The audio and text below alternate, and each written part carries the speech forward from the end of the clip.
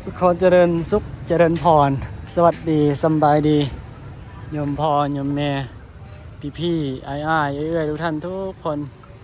ที่กำลังติดตามรับชมเนาะคนต่างถิ่นสตูดิโอก็อาจจะคุ้นเคยเนาะวิวหรือว่ามุมนี้นะก็คือหน้าอุโบสถตอนนี้เวลา6 โมงเย็นเนาะพี่มาอยู่นี่ก็ได้4-5 มื้อแล้วเนาะก็สิพามาเบิ่งจัวน้อยเพิ่นกับหลวงพี่นะเพิ่นทำความสะอาดหลวงพี่เนาะ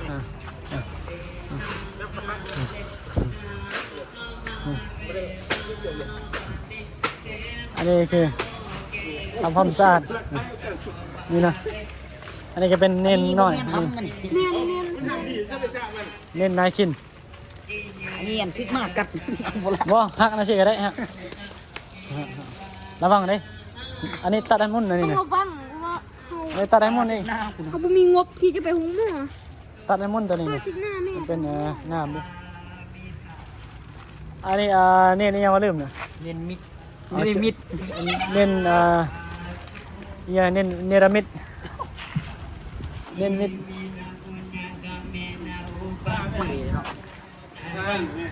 อันนี้เน้นนายขินเนาะ เน้นอันนั้นยึดมากครับ ดื้ออยู่เน้นน้อยนะเข้าใจอยู่ คือว่าซ่วม เน้น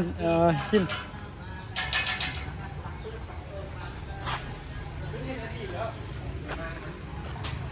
เดี๋ยวสิพาโยมพ่อโยมแม่มาเบิ่งบรรยากาศพารีวิวเนาะว่าบรรยากาศในเมืองหลวงพระบางตอนนี้เนาะบรรยากาศวันที่17 พฤษภาคมเนาะปีพศ 2569แต่วันอันนี้เป็นวัดของหลวงเพื่อนนะวัดของเพื่อนหลวงพี่เนาะหลวงพี่ก็เลยมาพักน้ำเพิ่นวัดงามเนาะอยู่ในเมืองอยู่ในใจกลางเมืองอำเภอเมืองหลวงพระบางเนาะอำเภอเมืองอันนี้ก็เป็นกุฏิพักสงฆ์เนาะศาลาพักสงฆ์อันนี้ก็เป็นศาลาแม่ขาวเมซี่อันนี้ก็เป็นหอฉันเนาะหอฉันเวลาสันข้าวไปสันหอนี่นะทางนี้หอฉันเนาะเป็นหอฉันเน้นยังนี่ช่วยยังอ๋อนี่บ่สบายเนาะเราบ่สบายแล้วบ่อยากเว้าบ่สบายช่วยยังสิช่วยยังฮะอ๋อนี่เน้นแม็กเนาะลืมน้องพี่จำบ่ได้มันหลายคนเน้นหน่อยนะนี่เนาะเจดีย์ศรัทธาสร้างสาธุพออุ่นคำปี2010 คศนะเดี๋ยวอุโบสถนี่หลวงพี่บ่รู้ว่าสร้างปีใดเนาะเป็นบ่ได้เขียนวันที่อุโบสถนี่ก็เก่าเนาะเก่าแก่ใส่คำว่าเก่าแก่ได้เลยอันนี้เป็นด้านข้างของอุโบสถเนาะก็จะมีพระธาตุมีพระอาจารย์เพิ่นปลูกต้นโพใส่ข้างอุโบสถเอ็นขินสอบมือใดเซ็งมือใดมืออื่นนะเพิ่นสิเซ็งโอ้จังได๋เซ็งมืออื่นน่ะพร้อมบ่ เขาไม่ได้ไปเรียนก่อน ม.1เลยแล้วเนาะจะขึ้นม.2 ปีต่อไปเทอมต่อไปนี่เนาะหลวงพี่เพิ่นพาเน้นน้อยทำความสะอาดก็ต้องทำความสะอาดนะวัดในเมืองต้องอนามัยทุกวัน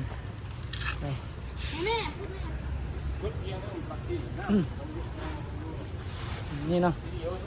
ส่วนหน้าวัดนี่จะเป็น ถนนเส้นใหญ่เด้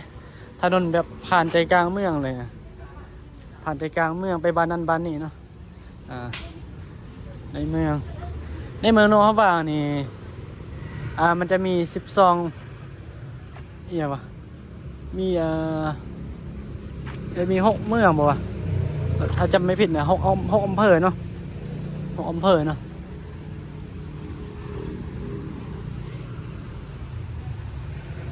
อันนี้ก็โยมพ่อโยมแม่ก็น่าจะคุ้นๆอยู่เนาะแล้วพี่เคยถ่ายดูมุมนี้นะนี่เป็นด้านหลังของอุโบสถนี่สร้างขึ้นปี 2400อันว่า7บ่75เนาะ75ปีพศ75เดี๋ยวเมื่อกี้นี่ผู้ใดทำวัดนะเมื่อกี้นั่นเน้นน้อยในสุดมันนะอันนี้สน.สมณเณรโคราชสน.เดี๋ยวคิดซื้อกัน ถ้าซื้อแทนนี่ ช่วยยัง ซื้อแทนนี่มันกลยุทธ์ ฮะซิลิน จะลินว่ายุทธ ฮะ ลินว่ายุทธ เน้นวายุจันบ่อยู่เนี่ยจันเน้นน้อยนะปลุก แล้วนอนยุทธจริง นอนแบบแล้วนอนด้นไหนต้องปลุกเลย นั่นโดน ต้องปลุกอาบน้ำเลยบ่จันเน้นบนจันเนาะมักนอนเว้นเน้นบนจันเนาะว้าวนอนเว้นนั่นแนวน่ะนอนกับไผ คนเดียว แน่ใจเปิดไฟ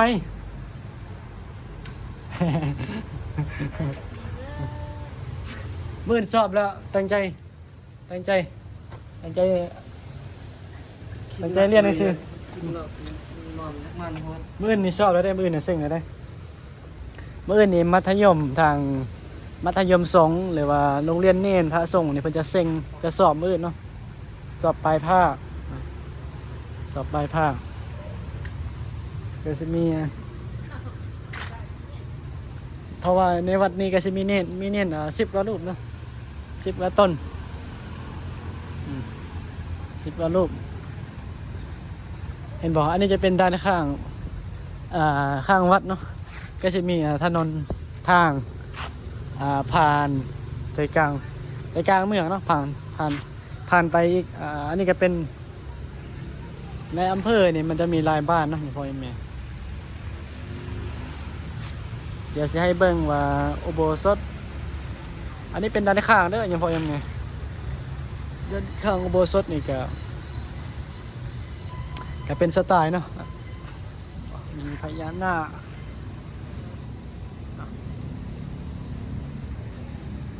อุโบสถแต่เก่าแก่แล้วเนาะเบิ่งแต่สภาพหรือว่าสไตล์การเป็นอยู่ก็น่าจะเบิ่งออกอยู่เนาะเป็นประมาณนี้อันนี้เป็นเดี๋ยวครับพี่ให้ดูเนาะมุมนี้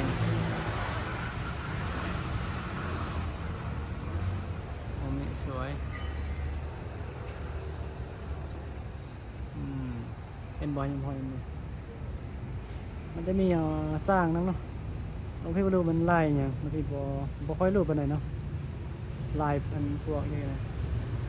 แต่ว่าสไตล์ดวงพระบาทเนาะก็จะเป็นประมาณนี้นะลวดลายสไตล์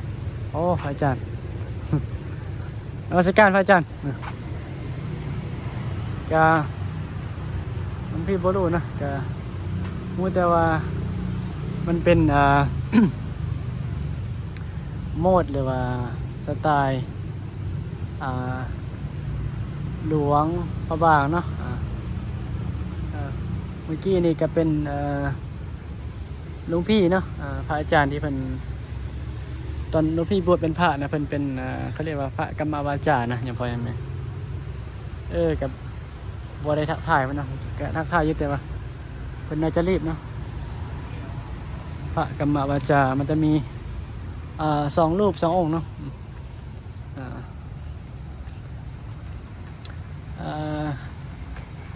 ก็พี่เก่งใจเนาะพอสิว่าเก่งใจอย่างไรพอ